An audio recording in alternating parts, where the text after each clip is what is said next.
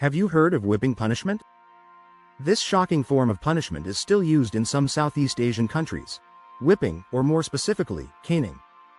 While it may seem like a relic from the past, caning remains part of the judicial system in places like Singapore, Malaysia, and Indonesia, and the effects are as brutal as they sound. Back in 1994, Michael Fay, an American teenager studying in Singapore, was caught vandalizing cars and stealing road signs. His punishment? A hefty fine, 4 months in jail, and a sentence of 6 cane strokes. The case became a diplomatic incident when then U.S. President Bill Clinton intervened, asking Singapore to show leniency. In response, Singapore agreed to reduce the caning from 6 strokes to 4, but they still proceeded with the punishment, sending a clear message that their laws apply to everyone, including foreigners.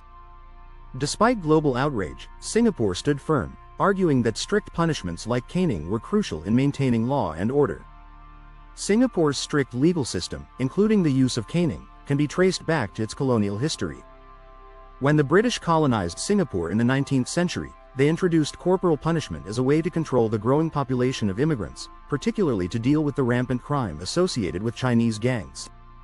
Although Britain itself abolished such punishments later on, Singapore retained and even intensified its caning laws after gaining independence.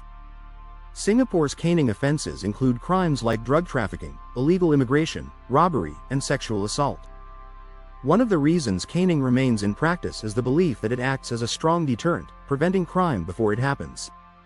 In fact, Singapore has one of the lowest crime rates in the world, and many attribute this to the harsh punishments, including caning. But what exactly happens during a caning? The procedure is highly regulated and designed to maximize pain while preventing long-term damage. First, the convict is tied to a frame, and a thick rattan cane, about 1.2 meters long, is used. The strokes are delivered with full force by trained officers who run toward the convict to increase the impact. Medical personnel are present to ensure the person does not pass out, and the wounds are treated after each stroke. However, the physical pain is severe, and many who have undergone caning describe it as unbearable. It's not uncommon for convicts to be hospitalized afterward, suffering from long-term injuries like deep scarring and, in some cases, psychological trauma. Caning is also prevalent in Malaysia, Indonesia, and Brunei, where it's used for crimes such as drug offenses, illegal immigration, and even moral offenses under Sharia law. In these countries, caning is administered behind closed doors, unlike Singapore's system, which is more transparent. Malaysia, in particular, has faced criticism for its high number of canings each year, including those given to refugees and migrants.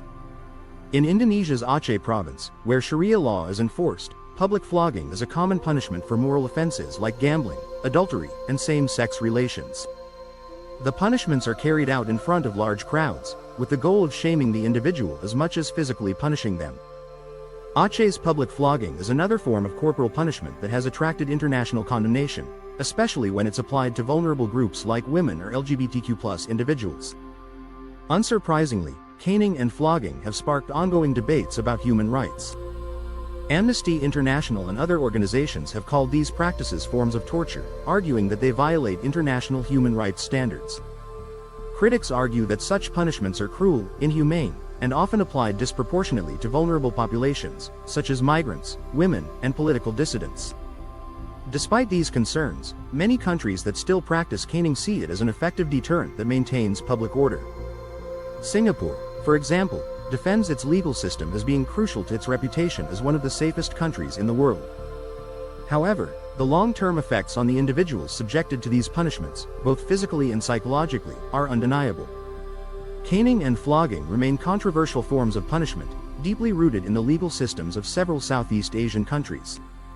While proponents argue that these practices deter crime and maintain social order, opponents highlight the immense physical and psychological harm inflicted on those punished. As these countries continue to modernize, the question remains: should such brutal punishments still have a place in today's world? What are your thoughts on the use of corporal punishment in modern society? Let us know in the comments below.